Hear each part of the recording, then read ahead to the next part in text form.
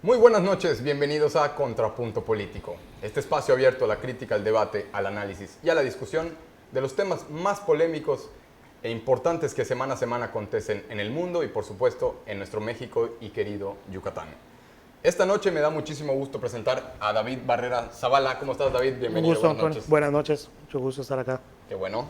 Jorge, como todas las noches y todos los jueves, Jorge Sánchez, ¿cómo estás? Muy bien, Tony.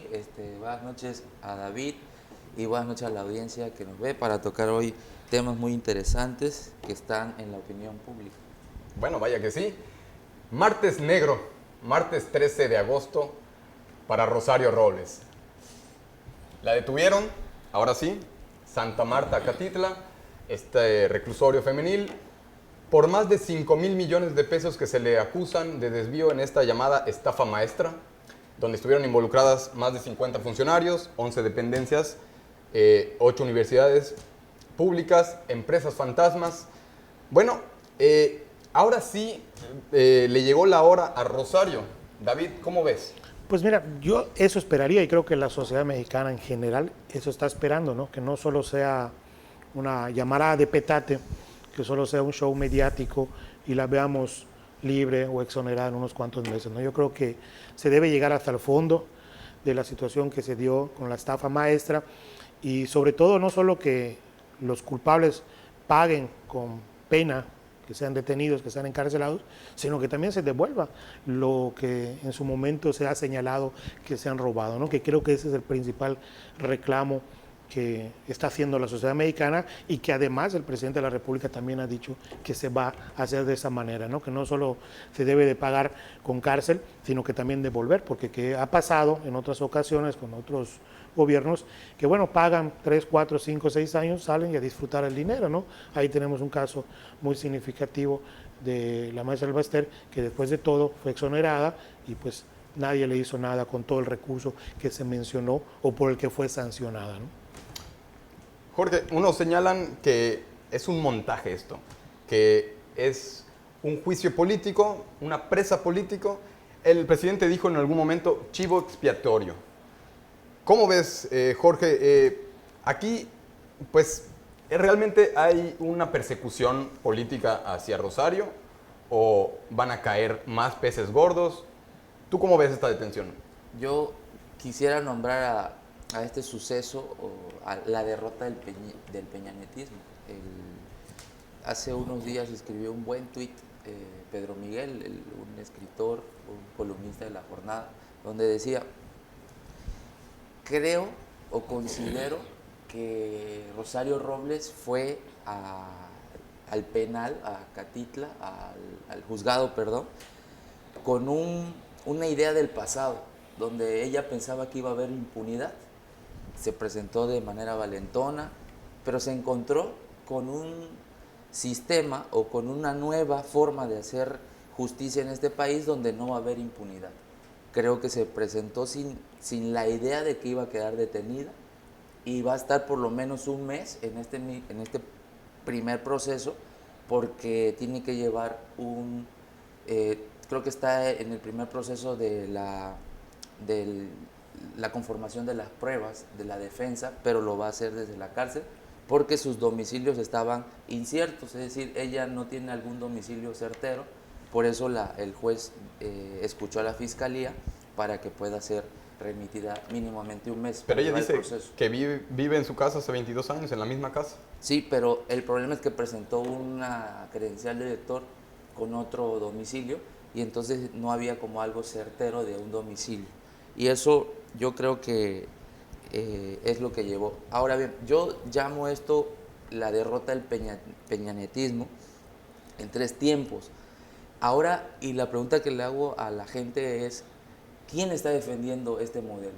Hace 6 años exactamente estaban con los bombos y platillos de las grandes reformas estructurales, de este gran crecimiento económico que iba a haber, de todo esto que conformaban las reformas estructurales. Hoy todos los personajes clave alrededor del peñanetismo están cayendo. Y yo lo pongo en 3 partes.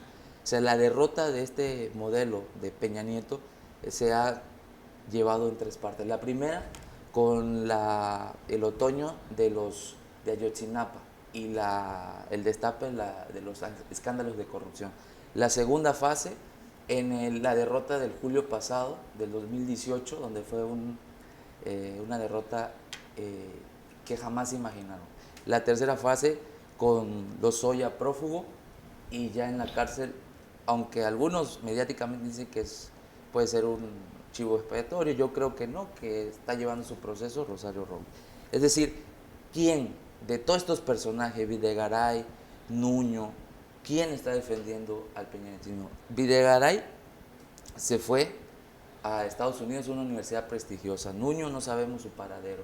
Y así todos los cercanos a Peña Nieto hoy no están ahí para defender a ese modelo que tanto hace 6 años impulsaba. David, tú fuiste presidente estatal del PRD. Sí. Y la legislatura pasada, diputado local. Así es. En tu experiencia política,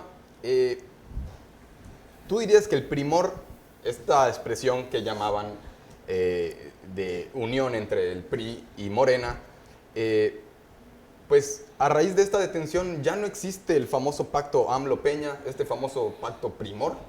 Yo creo que hay que esperar porque sin duda ante la opinión pública hoy este primer paso, pues diríamos que si en su momento hubo un pacto Peña Nieto, Andrés Manuel, que mucho se mencionó en los medios de comunicación diferentes, pues hoy pudiéramos decir con este primer paso ya se ha roto, ¿no? Pero yo creo que a final de cuentas hay que esperar el desarrollo de ese proceso judicial que está llevando en contra de este personaje en el tema de la estafa maestra para ver cómo acaba, ¿no? Porque te digo que lamentablemente la gente, y yo coincido con lo que dice Jorge, hubo una elección atípica porque nunca se había habido una votación tan alta, nunca se había visto un cambio radical en cuanto a que la gente salió a votar y decir ya no quiero nada con este régimen, y que bueno, ese voto de confianza que en su momento se dio, se tiene que pagar con buenos resultados, pero que a final de cuentas va a ser sobre la marcha, ¿no? Y esperemos, como lo dije en un principio, que no sea un montaje nada más y que realmente se llegue a las últimas consecuencias y no solo sea, yo estoy seguro que si existió la estafa maestra, no puedo asegurar algo porque no tengo las pruebas, pero si se dio este caso, no creo que haya sido la única, ¿no? Tuvo que tener operadores políticos, tuvo que tener operadores financieros que a final de cuentas deben también terminar en la cárcel, ¿no? Claro. Bueno, Arturo Herrera, el secretario de Hacienda, dice que José Antonio Meade se juntó con Rosario y con Arturo Herrera en su momento para llegar a un acuerdo. Si quieren, ahorita que vengamos de este corte, tocamos este tema, ya que pues se supone que hay una entrega-recepción en la cual Rosario le entrega a José Antonio Meade. Y bueno, José Antonio Meade, ¿qué pasó con José Antonio Meade? ¿No? ¿Sabía algo José Antonio Meade? ¿Sabía algo Enrique Peña Nieto? Regresamos un corte y lo platicamos. Muchas gracias.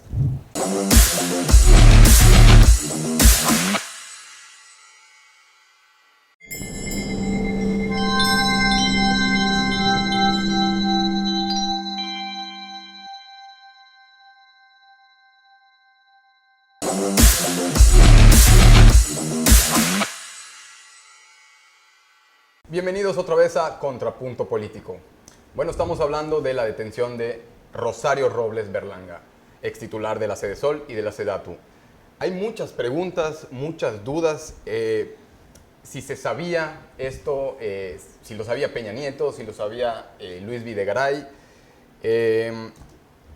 ¿Cómo ven, chicos? Se supone que Arturo Herrera se juntó el mismo día con José Antonio Meade en Palacio. ¿Esto qué significa, Jorge? ¿Qué es casualidad que el mismo día de la detención de Rosario se hayan reunido estos dos personajes tan opositores? No, en la política no hay casualidades, hay causalidades. Y menos con Andrés Manuel, de presidente. Bueno, todos están, es lo que escribí hace ratito, lo que se está replegando, la derrota del peñanetismo. Están nerviosos, temerosos, están replegados. Esta idea del peñanetismo que nos vendían hace 6 años, yo repito, quiero que la gente haga esta memoria de hace 6 años, en este momento, en este día de hace 6 años, estaban vendiéndonos las reformas estructurales, un José Antonio Meade, un Nuño, un Osorio Chong, una Rosario Robles, un Lozoya, un Peña Nieto, un Navarrete Prida, toda esta cúpula mexiquense de un grupo fuerte de Atlacomulco, estaban vendiéndonos que esto era la solución del país. Hoy están replegados, están temerosos, saben lo que hicieron y saben que esto que el presidente los agarra de ejemplo todos los días, de poner como la corrupción, el peor gobierno de la historia de México, es algo que no se van a quitar por mucho tiempo, y además dejaron muchísimos recovecos en su caminar, y creo que hoy, por eso Lozoya no aparece, es prófugo de la ley.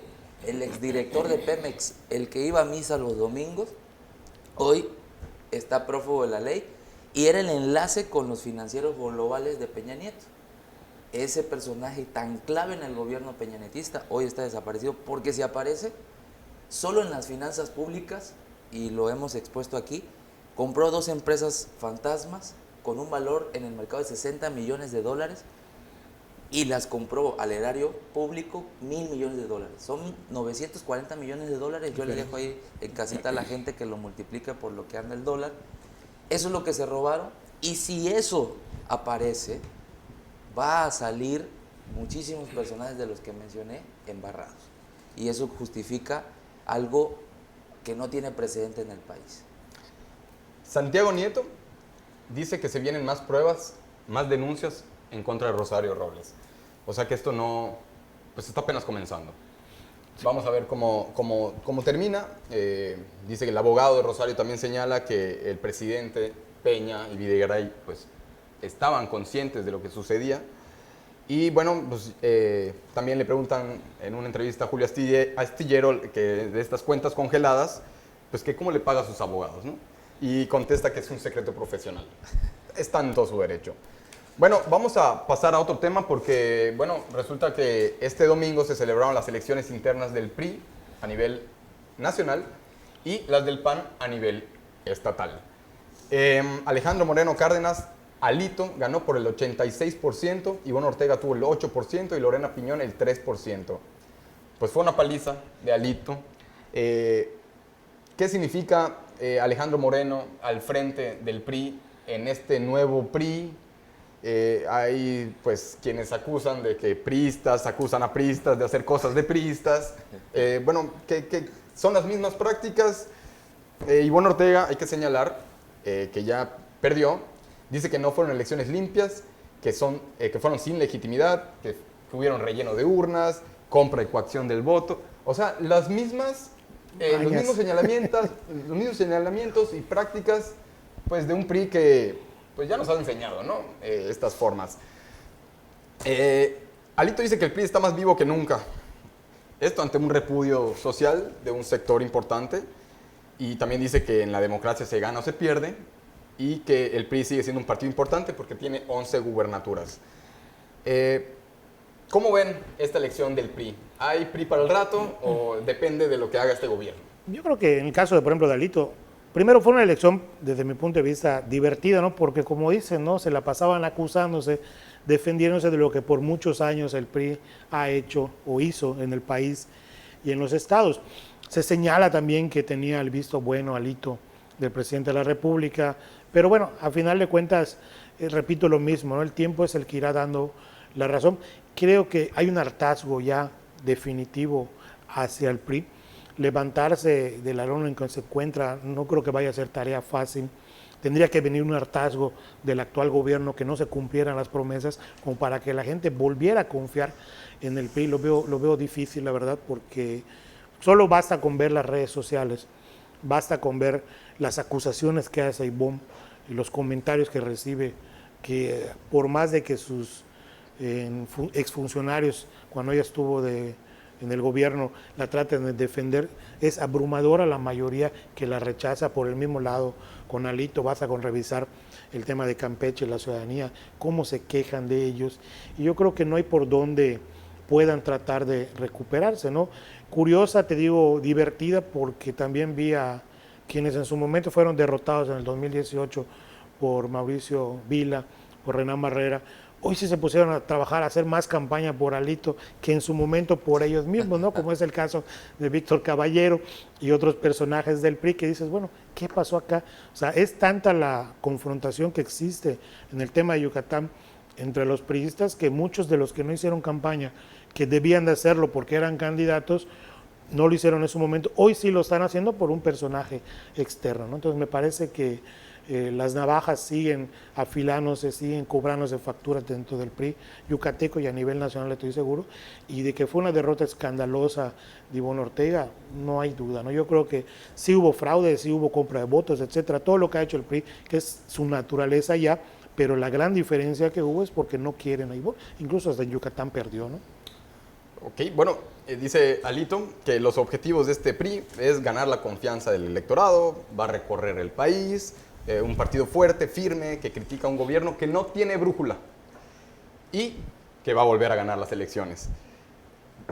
Le preguntan sobre una crítica a AMLO y no hace una fiel crítica, más sin embargo dice que recortes al campo, desapareció Prospera y el Seguro Popular y las estancias infantiles. ¿Es un nuevo PRI? No, yo creo que es lo mismo.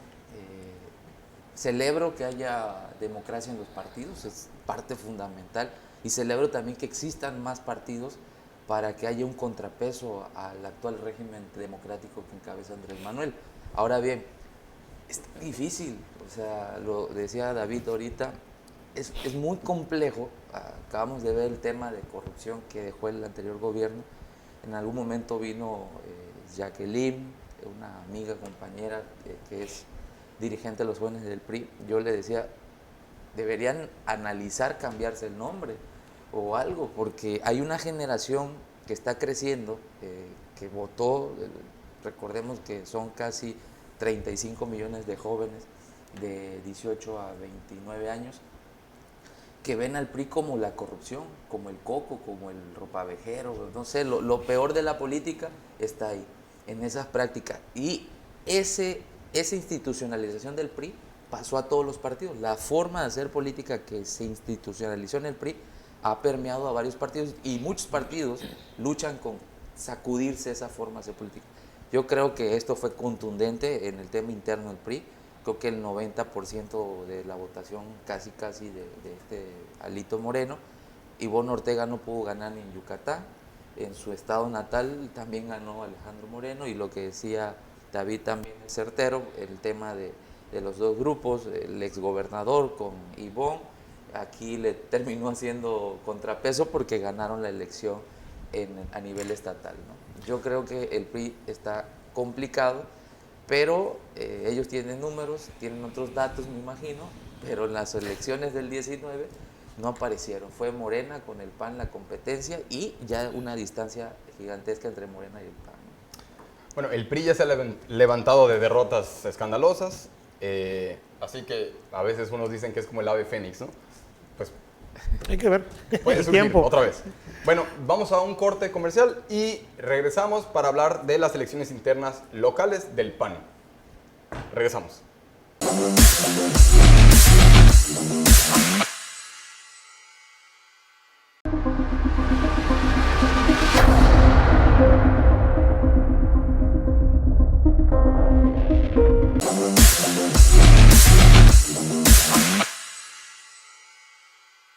Hola, bienvenidos otra vez a Contrapunto Político. Bueno, vamos a hablar brevemente de las elecciones internas del PAN en Yucatán. Cecilia Patrón Laviada, conocida por todos, hermana del ex gobernador Patricio Patrón Laviada, ganó con 859 votos. Josué Camargo Gamboa, 683 votos. Roberto Llanes Echeverría, 27 votos. Ricardo Helguera Febles, 10 votos. Los nulos, 19 votos. Son tan poquitos militantes que tiene el PAN en Mérida, Jorge. Tengo entendido que el PAN tiene un procedimiento Sí. de afiliación, o sea, hay como una fase que son simpatizantes, otra fase, y ahí la tercera fase que es el militante activo, que Creo que el padrón de lo que habían publicado era alrededor de 2.000 personas que tenían acceso a votar para elegir a su dirigente municipal, de los cuales, con los números que hice, son como 1.500, estamos hablando del 75% de asistencia del padrón. Entonces, para los números, creo que fue una buena participación. Aquí, ya en la politiquería, en lo que se habla, dicen que pues ganó la presencia del gobernador, que apoyaba a Cecilia, y Renan apoyaba a Josué Camargo, y que pues ahí fue una derrota del alcalde, que tiene como la idea de reelegirse, ¿no? Para que no le pase lo del 2012, 2015, que después Vila rápidamente en 3 años ascendió y hoy es yo le digo gerente, algunos le dicen gobernador. Ella dice, Cecilia Patrón, que va a ser de un partido transparente, moderno y al servicio de la gente. La pregunta es, ¿cuáles son los objetivos reales de Cecilia al frente del PAN? Mira, yo creo que, bueno, llama la atención cuando ella habla del tema de la transparencia, habla de la cercanía, porque pareciera que está afirmando con ese dicho de que no existía un PAN municipal con esas características, ¿no? Como dice Jorge, yo creo que fue un triunfo de Vila sobre Renan Barrera, que no fue también, hay que aclarar, o sea, desde mi punto de vista no fue contundente, ¿no? Porque lo que representa Cecilia Patrón dentro del PAN, que hemos podido leer en algunos medios, en las redes sociales, pues no se espera, o sea, se esperaba una diferencia mayor, se esperaba que fuera apabullante ante un personaje que comúnmente le dicen desconocido, que yo lo conozco bien, fuimos compañeros diputados a Josué y sé que tiene un trabajo interno de hace muchos años y que, bueno, esperaban una mayor diferencia, ¿no? Y si bien es un padrón pequeño, por lo que dice Jorge, que igual tengo entendido que hay un proceso para lograr ser militante activo, que pasas por ser adherente y no sé qué tantas cosas más, pero yo creo que va a tenerla difícil, Cecilia, porque hasta la última declaración que ella dio habla de que no va a renunciar, o no va a pedir licencia, mejor dicho, a su Diputación Federal. Esto significa que al menos de martes a jueves, viernes, dependiendo de los vuelos que tengan, va a estar en la Ciudad de México, entonces va a descuidar a sus panistas. Bueno, esto yo creo que sobre la marcha se va a ir viendo. Y sin duda, creo que aquí se jugó más allá del tema del Comité Municipal del PAN, lo que se está jugando es la próxima presidencia de Mérida, porque Renan ya lo ha dicho, va por la continuidad, ve ese interés en reelegirse, como bien decía Jorge, para buscar la gubernatura por su partido en el 2024, y en el caso de Cecilia, pues bueno, es la candidata que también se habla de sus aspiraciones en el 2021 por la alcaldía de Mérida, pensando también en el 2024. Yo creo que ahí puede radicar un error de que todos están volteando a ver el 2024, centrados en eso y descuidar el 2021, que bueno, los partidos de oposición, todos los que estamos en el ámbito yucateco, podemos tratar de capitalizar o aprovechar, ¿no? Correcto. Bueno, vamos a cerrar con el tema de que el presidente López Obrador hizo un llamado o pide a los partidos políticos que se le devuelva el 50% de las prerrogativas. La oposición dice que es una medida para, digamos, exterminarlos, que es un plan con maña, que dicen, bueno, ya se está en el gobierno y ahora sí, pues, bueno, vamos a disminuirnos el 50%. ¿Qué pasa con los partidos chiquitos? Se sienten ofendidos, se sienten atacados. Jorge, es un tufo demagógico para quedar bien con el electorado. Yo, de manera puntual, yo sí creo que es una propuesta que se tiene que analizar. Hay exceso en el dinero público, en los partidos políticos. También hay desinformación, piensan que es cada vez más. Es un presupuesto, una partida que se divide por el porcentaje de votación de cada partido.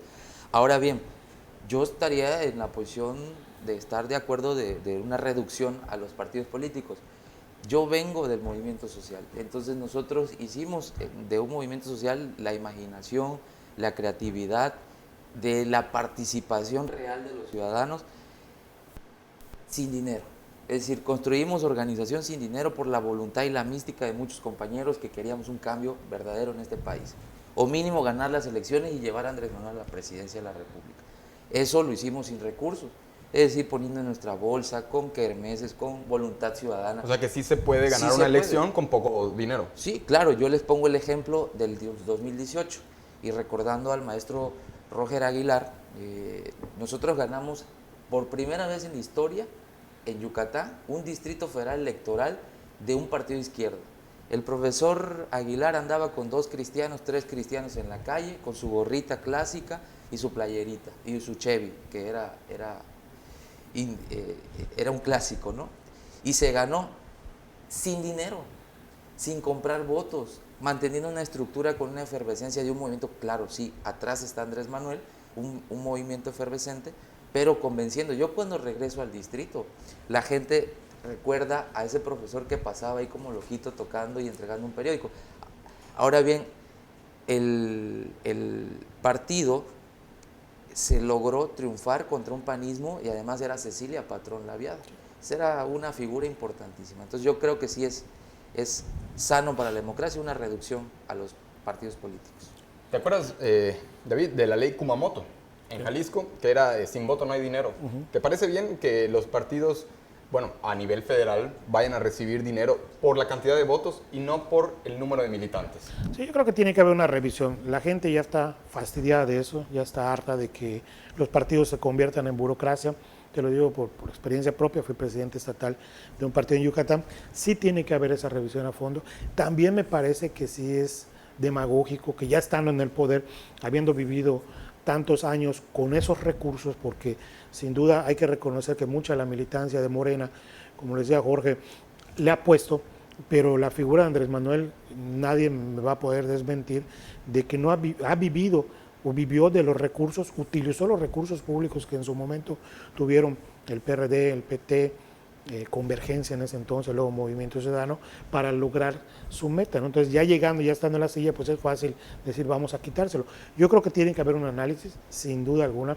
Creo que se puede convencer a la ciudadanía a través de solo la palabra, solo el usar la suela, sin estar gastando tanto, pero sí en el entendido de que no se vale que una vez ya estando en la silla, pues digas vamos a cambiar todo, lo que en su momento no recriminaste, ¿no? Pero hay que revisarlo, sí, hay que darle a cada partido lo que realmente necesita y hacer una revisión exhaustiva que sea también para beneficio de la propia sociedad, ¿no? Claro. Bueno, amigos y amigas, esto fue todo por el día de hoy. Me dio muchísimo gusto estar contigo, David Barrera Zavala. Un gusto, gustazo. Jorge, gracias por todo y pues gracias a ustedes por la atención. Buenas noches y muchísimas gracias.